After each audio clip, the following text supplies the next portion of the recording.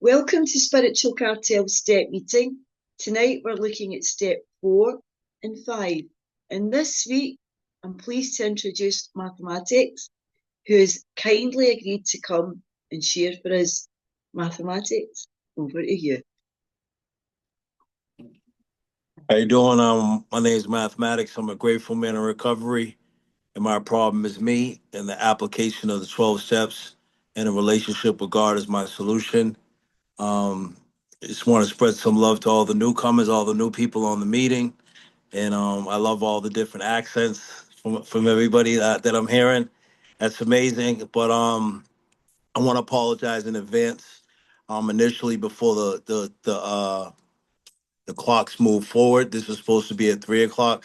So I am gonna have to jump off around 5 or so I can go, recovery's offered me. One of the gifts of recovery is that I can go from being a deadbeat dad to a full-time father.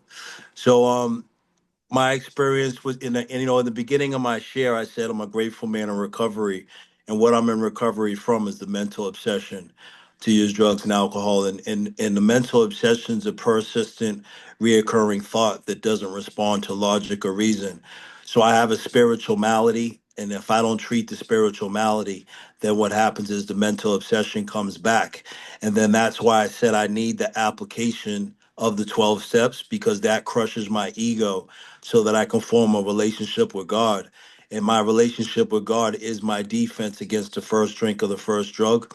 And if you don't believe me, there's 7 letters in the word defense, and the seventh letter in the alphabet is G, because God is my defense. Giving back is my defense. Seeking guidance through prayer and meditation is my defense. People lie and numbers don't. So ever since I can remember, I thought I was just a bad person, and it talks about in step 4 the resentment, the fear, and then the sex conduct. And I have this spiritual malady that causes me to be restless, irritable, and discontent. And I've never been able to find. I feel like I'm allergic to myself. I've never been able to find any comfort with just being with myself. I've never found any comfort in my own company. I come from a good family and a good upbringing, and I had some trauma like everybody else, and I've been through some emotional things and some mental things and had a lot of discomfort. But my stuff was on steroids, and my selfishness. It was always about how I feel. Everybody has to make me feel better. I could never prioritize anybody else's emotions or the different things that they went through. And at 13 years old, I got some relief when I did my first mind altering substance. And so I was in my first treatment center. I was introduced to the 12 step programs at 16 years old. And so from 16 to 45, I did 131 detox days, 8 holdings. That are holdings like where you can wait for anywhere from 1 week to 4 months to get into a halfway house. Um, I've done 15 years in prison over 4 state bids, and then had 7 overdoses.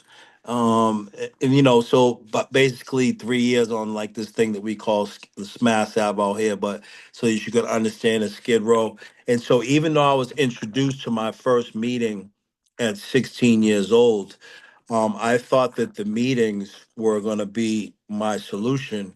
And so, as time went on, it's really a blessing to be able to even talk about steps 4 and 5, because I never looked at it then, but I know now. Like, how am I going to be in a 12-step program? That's the foundation on the triangle of the program, but not actually practice the 12 steps. I do go to meetings in fellowship to feel better, but then I have to do the 12 steps to get better. And then I have to do service work in order to stay better. So, when I'm just going to meetings, what happens is I'm on step 0, right? And the reason why I'm not getting any results is because normally when I'm just going, my experience was just going to meetings. I don't have a sponsor. I'm working buffet style recovery. I don't have a sponsor. I'm willing to make the coffee. I'm willing to do like service work and be a greeter and stuff like that. But the first word in the 12 steps is we, right? When that we supposed to be like me and my sponsor. Then it's supposed to turn into like me, my sponsor, my sponsee brothers. me, my sponsee brothers, my home group. Then it might be my recovery coach. Then it might be my therapist. And then my we supposed to keep getting bigger and bigger. Because if I turn that W upside down, I get me. And so that's my mind and my ego. That's really what the problem is, my mind and my ego. So when I work a me program, things don't normally get stay well that long. But when I work a we program like I'm doing now, I've been able to attain long-term recovery. I can definitely use meetings to get sober, but I have to put the application of the 12 steps to stay sober. And there's a big difference. It's kind of easy for me. I'm like a shooting star. I can get sober. I can stay clean for 18 months, 9 months, shine real bright. But then what happens is because I don't have that relationship, I have a relationship with the meetings, but I don't have a relationship with God, right? And then that's why we kind of saw during COVID, a lot of people that were meeting reliant. It tells me to be God reliant, not meeting reliant. I'm supposed to go to the meeting so that I can be introduced to what people do, try to stay sober. And that's why I highly suggest that people go to solution based meetings.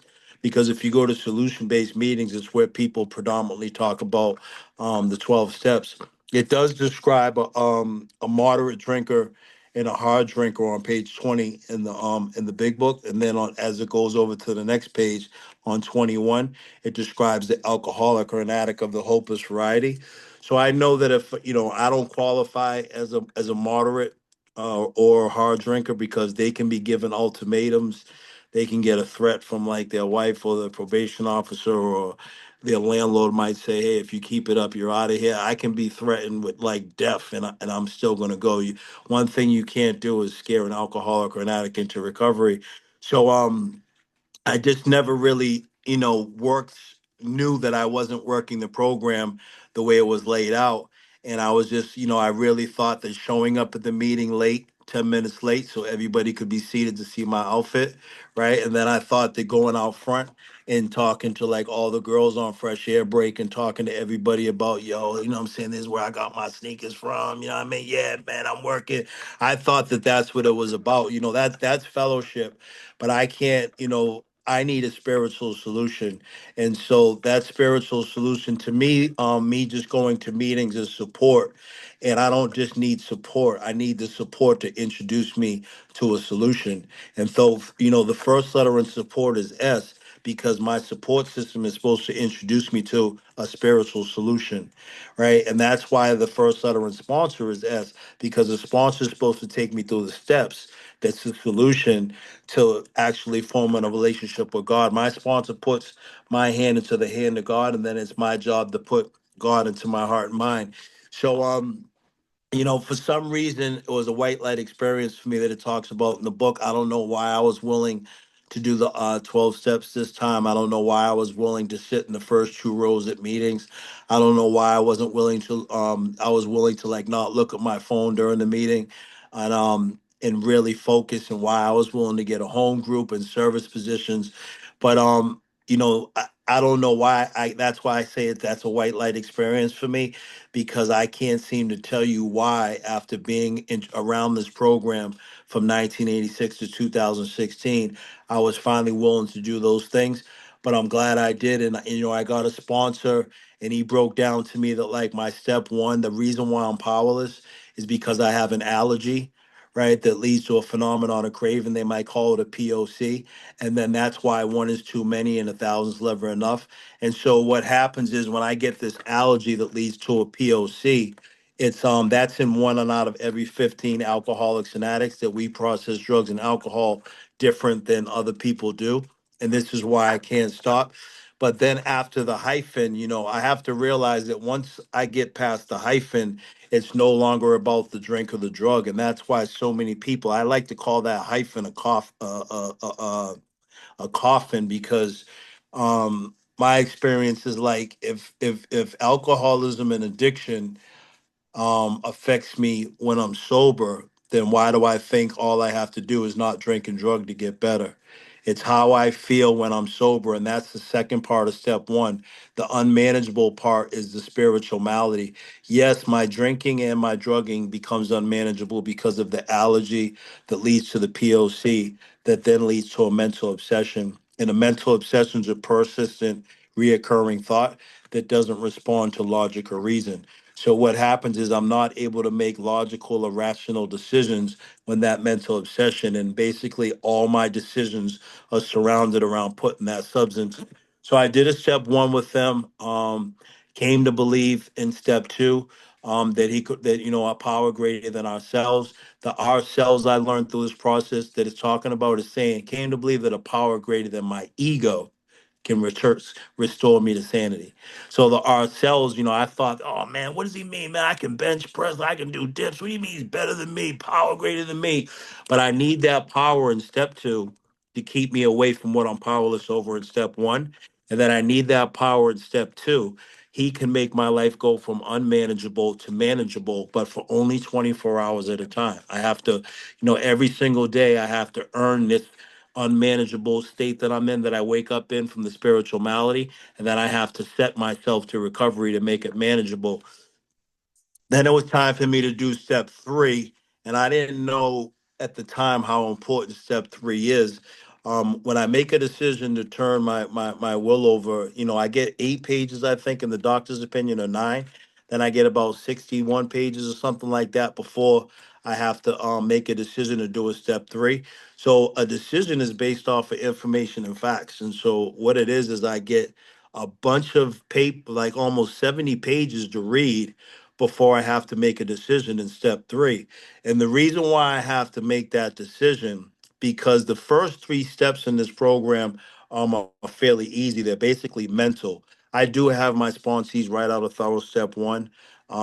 And I do have a blueprint open for step two, like open mindedness leads to belief, belief leads to actions, actions leads to results, and then results lead to faith. And that's how we get from fear to faith in step two.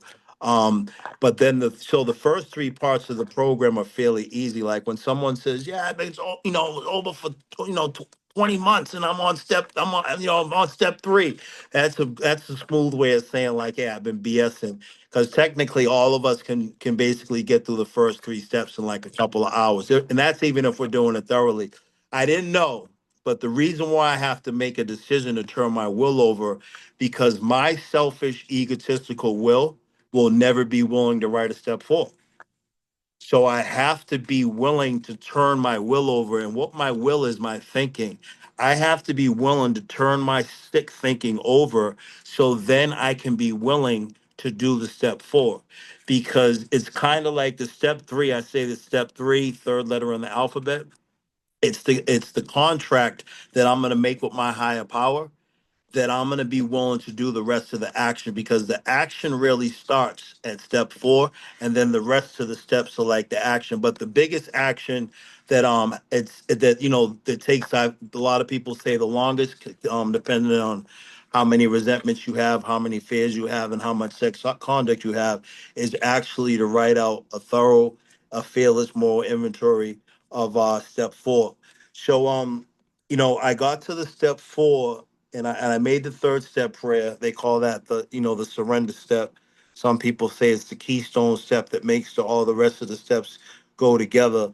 I know that when I feel my best when I'm grounded in step three, doing my best to do God's will versus living in step six, which is my will. When I'm living off of character defects, that usually means I'm functioning in my ego. And then when I'm living in step three, that means I'm doing my best to live by spiritual principles. So step three to me is God's will. Step six is self will. Um, so I was introduced to this step four, and we did some reading. We were reading the book, and then I got some instructions to write out a list of the people that I resented. I was told to write a list of like people, places, principles, institutions. I can't remember. I'm getting ready to get up to the writing again. I can't remember how many resentments it was, but it was really not about how many resentments it is. It was about me understanding the pattern that I have with resentment. And I learned through this process, and that's why it's good to have a sponsor and go through the process, because I don't just learn this just going to meetings, right? I got to make sure I put an emphasis on that. When I just go to meetings, that's like me wanting to lose 20 pounds and just going to the gym every day for an hour and talking and listening. That's not the work that it talks about. These promises materialize sometimes quickly, sometimes slowly, if we put in the work. And the work is the step work, right? So it's really the step work, and then it's doing God's work by being of service to others. So I wrote this list out, and then my sponsor gave me, we wrote it out. Where was I? What was it? What was the resentment? What was the emotions? What was the effects? Where was I selfish? Where was I dishonest? And then where was I self-seeking? I was told to always start that off with I wanted to be seen as. And so I stopped my self-seeking off like I wanted to be seen as the good baby's father that everybody should respect, and she shouldn't be talking to me like that because blah, blah, blah, blah. And then the last part would be where was I afraid? What I added to help me write my resentments out is what character defect of mine gave birth to the resentment. If I can look at my character defect of mine, it makes it easier for me to look at the resentment and see why I have it. So I kind of really started to buy into this program, and I looked at the turnarounds. And the turnarounds is where I looked at my part in the resentment. And so, resentment has to be replaced with acceptance. And when I did the turnarounds, what kind of happened is I was able to accept my part. And then when I actually accepted my part, then the resentment for the other person went away. And so what I realized was it was wrong judgment. The person really had never did anything wrong. I actually was judging them wrong. And because I realized that my thinking was wrong, guess what? These were the people that were going to go on my step 8 list. Made a list of people we harmed. I harmed these people because I was judging them wrong. So the bulk of the people that were on my resentment list ended up on my amends list because I had to go take accountability for my actions because we weren't speaking basically because of me. A lot of the arguments were because of me. Whatever drama, because I got 5 kids. But I got some kids by some babies. Mamas, there's been a lot of drama. That's all I'm gonna tell you. So there's been a lot of different situations where I was blaming other people, and I should have really been taking accountability for myself. Then we moved over to the fears. And my whole life, I've been run by 100 forms of self-centered fear. If you see that in the book, and what that means is I can take one small fear, and in the morning or in the afternoon, and by that night, I've catastrophized that one small fear into a multiple. Well, now this and this and this and this can happen, and what if this happens, and what if this happens? I don't know if it's really fear or if it's anxiety, because I understand that fear can't really be present unless there's a danger. But I know that it's like fear, kind of anxiety. And what happens is my mind, because I have a sick mind, because that's where the disease of addiction is. It's right here between alcoholism is. It's right between my thinking. My sick mind constantly tells me that something's not going to come out the way I think it should. And this is where the actual fear comes from. So fear is actually wrong belief. And what I did was I'm trying to see my patterns with fear. And what I'm trying to figure out with my patterns with fear is it a real fear or is it just in my head? And the bulk of the fears that I wrote out, and as I learned my pattern with fear, the bulk of the fears are always just in my head. They're never really coming to fruition. I tell myself that this guy that gave me his number, but he doesn't really want me to call him to ask him to be my sponsor. I tell myself, hey, I'm not going to go to those meetings because the way this person was looking at me, they don't like me. They're not even thinking about me. But my insecurities, right? When you take the word alcohol off of alcoholism, what you get left is ism. My insecure, sensitive mind tells me that the people in the meeting don't like me, right? That all this different stuff that, that if I go over here to get a job, I'm not going to get hired. And so the bulk of these fears and the patterns that I learned were just me catastrophizing these disasters in my head. And what happens is years ago, I could never really I would use the resentments as justifiable anger to go do the substances that I like to do. I'll show you, right? But then I realized after writing my fear inventory that I used the mind altering substances, the dope and the coke and the drinking and the pills and all that stuff. That basically numbed the fear in my head and gave me the confidence that I always needed. And it works, for a long time. Drugs and alcohol was my solution, but it just as time went on, it stopped working and it no longer. I spent my whole life chasing that first high that I got from every substance that I did, and I've never been able to get it again. It's always been a chase. Um, so I got the fear inventory, the resentment inventory, that's the wrong judgment. I got the fear inventory, that's the wrong belief, and then I moved over to the sex conduct, that is wrong actions. And so, you know I thought when we wrote off the sex conduct that it was going to be like, how many people and all this different stuff. And it doesn't really have anything to do with that. It really shows that I take wrong actions by overstepping boundaries. And what it is I become a savage in pursuit of happiness, similar to the way I become compulsive and impulsive for the drink and the drug. I become compulsive and impulsive when it comes to different things that allow me to feel good. And all I can think about is how this is going to make me feel. But I don't think about, if I get caught with my hands in the cookie jar, stepping outside of my relationship, that girl's mother actually likes me. Though that girl's kids actually likes me. My daughter has a relationship with this girl, and there's going to be more people affected than just me. And so, but all I can do, because I'm so selfish and it's all about me making myself feel better, all I can do is seek the pleasure and then think about the consequences after. And that's really now what, like, working a program of recovery is. And I don't work my program because my program doesn't work. I work the program. And when I work the program, what actually happens is I'm able to play the whole tape. When I work my program, all I can see is the part of the tape when everything's going good. But when I work the program, not only do I see the good parts, but I can also see the consequences. And then it allows me, because the gift that I get from step two, the last word, I got some sanity now.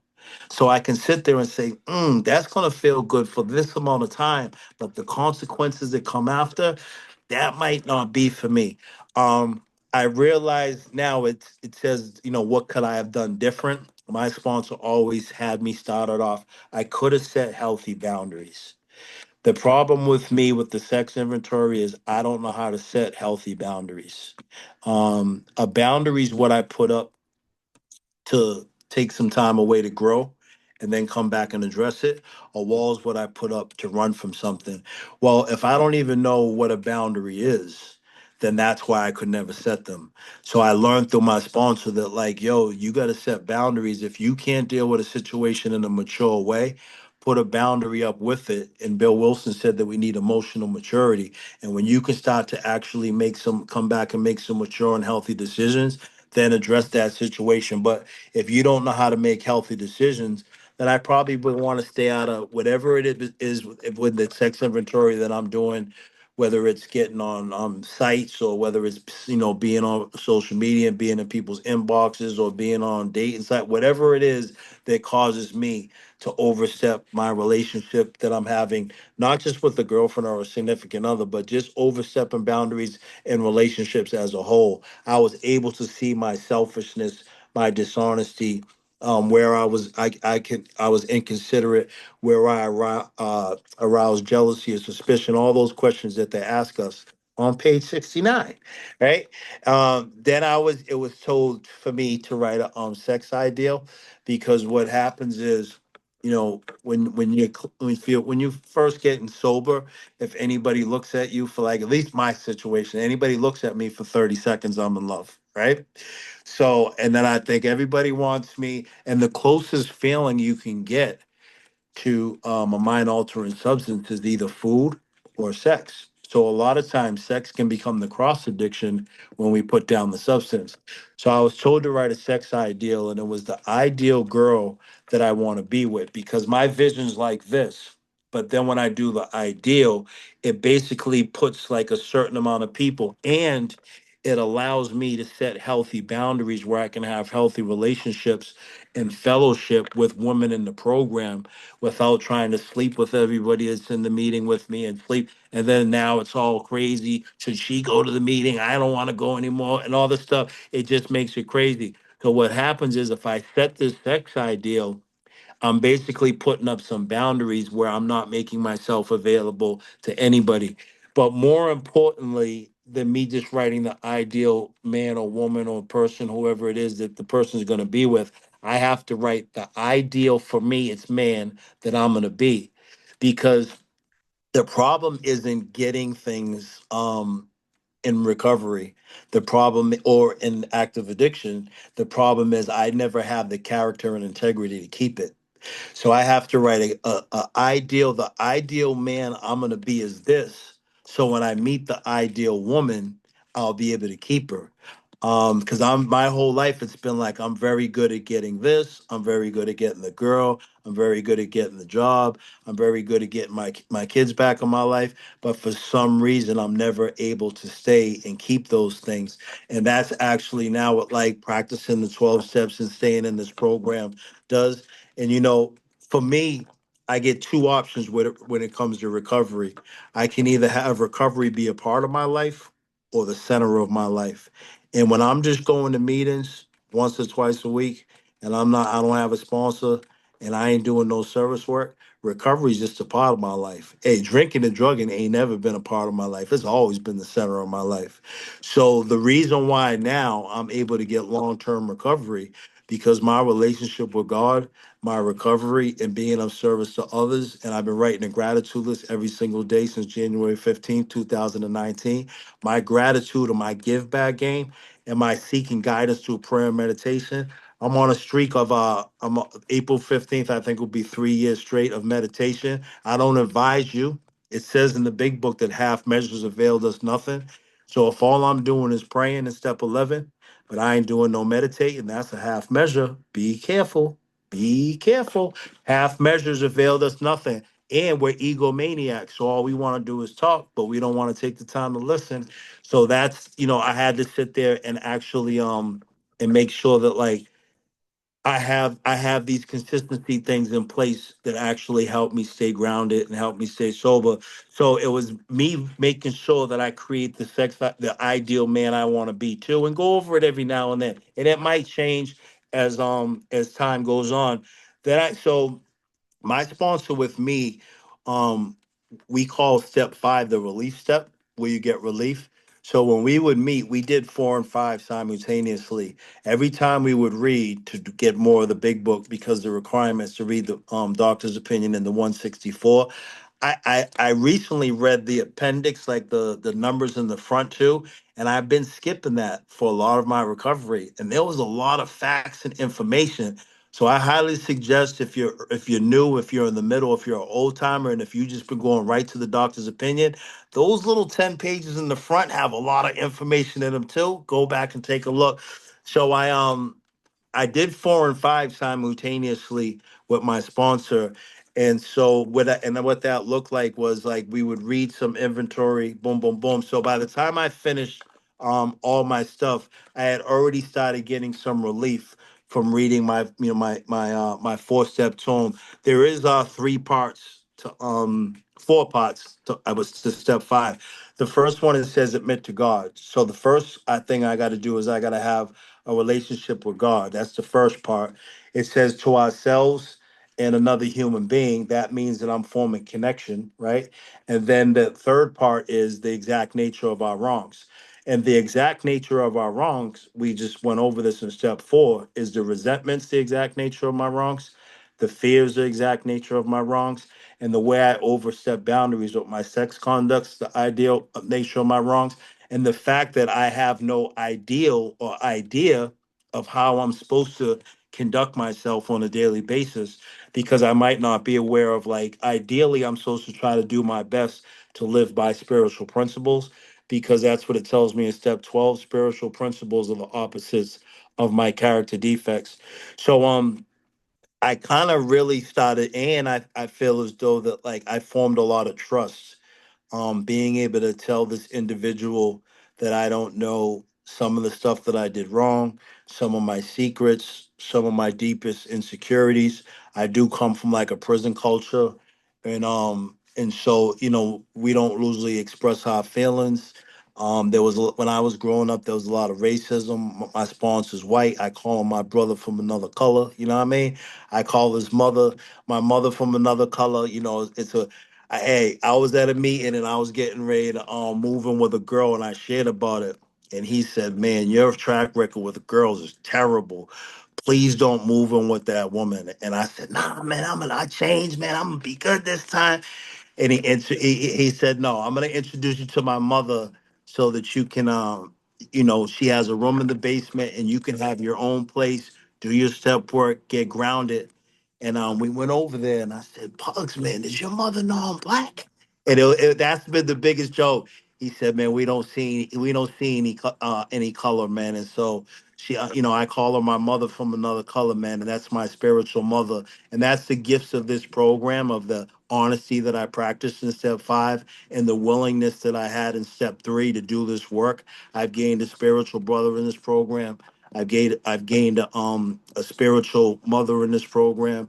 I have a family. Like, this program doesn't we don't see race, we don't see color. Love has no color. The 12 steps have no color. And I really like to say that the 12 steps is spiritual knocking, right? Whatever, I was spiritually dead. In the acronym I like to use for sick, I was spiritually sick. Is spiritually ill can kill.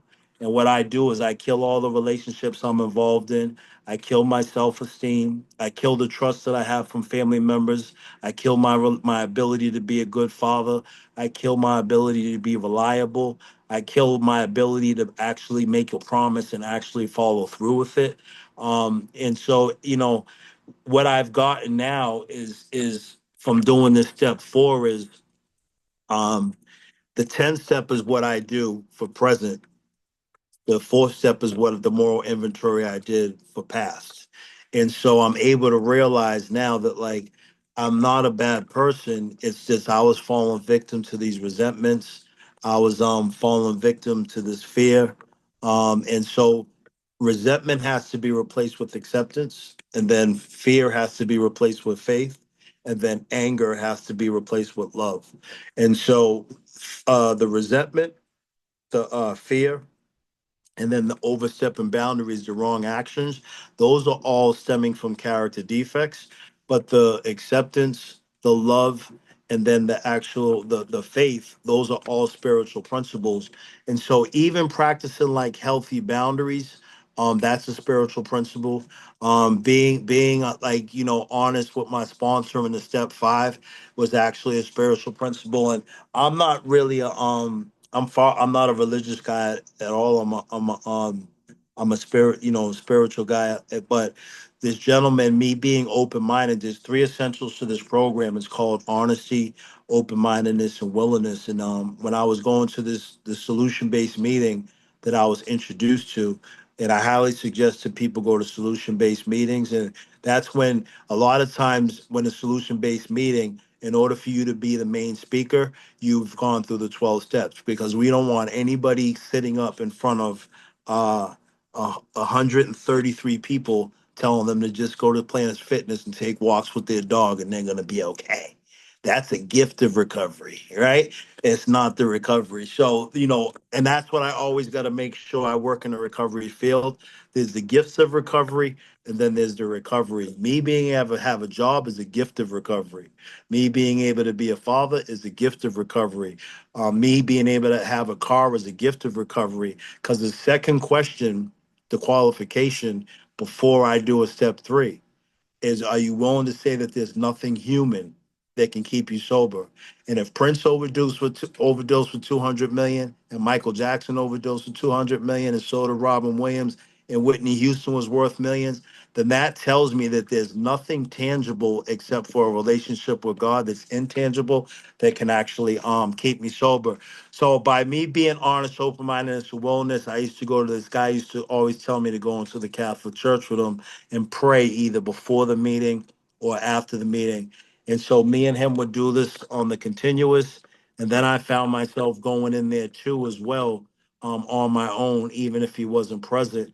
And this was at the Connie Hospital on Dorchester Ave in Massachusetts. If there's any, I know my homegirl, my queen, my sister Queen Z's on here. I know she's from Mass, but there was a Catholic church in there, and that's where I spent my hour with God. And that hour with God was to reflect on my new relationship, was to reflect on my new commitment that I have with the God of my understanding, was that new bond that I had with my sponsor that we built from me reading my four step. It was also to realize that I wasn't a bad person. Like, I understand the exact nature of my wrongs now. It was for me to reflect on what I was going to do moving forward when it came to resentment, because now I have a call to action. Now I have a blueprint that can help me identify where I was wrong in the resentment. I have a blueprint that can help me identify why fear keeps me sick. I have a blueprint that can help me identify when I'm sitting out there trying to do whatever I'm doing with everybody, and I'm hurting other people in the process. But actually, those behaviors are actually keeping me sick. And I spent this hour with God with no cell phone. It's not like just go sit there and scroll social media and be on Instagram and Plenty of Fish and sitting there, whatever, dating sites, like saying, yo, I'm spending an hour with God. It's supposed to be an hour that I spend in reflection. I'm not trying to tell anybody how to do their fifth step. I just hey, this is a suggestive program, but the only time we don't pay for the suggestions is when we don't listen to them. Suggestions are always free, but you will pay for them if you don't listen to them. They rarely say that the 12 steps is 12 suggestions. I like to say that they're 12 requirements. Like, if I had cancer, a doctor's going to make a suggestion to me, but it's really a requirement if I want to live. It's like, yeah, you can get a second opinion, but he's really saying this is a suggestion that me and the nursing staff are making. And it's like, if you want to live, I suggest you do something along these lines. You know what I'm saying? So that's kind of like really now how I look at it, and that's my I still practice the other steps. For me, the spiritual condition steps, it says I get a 24-hour reprieve, but it's contingent on the maintenance of my spiritual condition. And the spiritual condition steps for me, that like, I maintain my spiritual condition between 84 and 88. All the steps that begin with number one is one, how my spiritual condition steps that allow me to experience the spiritual condition promises, and the 10 step promises, but also how much I commit to all the steps that begin with number one is how much I'm really admitting that I'm powerless. So I have to make sure I continue to do the inventory. I have to make sure I continue to pray and meditate. I have to continue to cultivate my awakening I got in step 12. I have to continue to carry the message like I'm doing today. And I have to continue to practice, right? Not talk it, the 12 steps, not look at the 12 steps, not read the 12 steps. Practice makes progress, and then do my best to practice these principles of all my affairs. And the more I practice, I will always make progress. The only thing that I can't practice, you can't practice step one, baby. We have to get that perfect. There is no practice when it comes to step one. I can't sit there and take a hit of crack tonight and say, "Well, I'm practicing." That's not how this program works. The only thing I have to do perfect is stay away from that first drink and that first drug, and that just means like I have to actually be, honest with myself that I have to continue to work a program that can help me stay in step one with consistency. So I think I've covered my experience with the fourth and the fifth step, along with he was told me to talk about the fourth and the fifth step and intertwine some of my story in there. And you know, there's nothing special about me. This program is the most amazing program I've ever done. Asking a sponsor to take me through the 12 steps is one of the best decisions I've ever made. But continuing to work the program, I think one of the two most important words in the 12 steps is in the first word in the 10 step, continued, and then in the 12 step, practice. If I stay practicing and if I continue to do a step one, continue to do a step two, continue to do a step three, continue to stay in four, five, continue six, seven. If I harmed anybody, eight, do it the eight and nine. and continue to do 10, 11, and 12, and then practice the principles and practice these things that I'm continuing to do, I'm probably going to die with the disease and not from the disease. See, when I start practicing and I don't continue, then I'm probably going to have a tag on my foot, and that means I died from the disease. But if I continue to practice this program, means that I'll probably leave this planet from some other illness, but I'll die with the disease, not from the disease, and then I'll be able to have um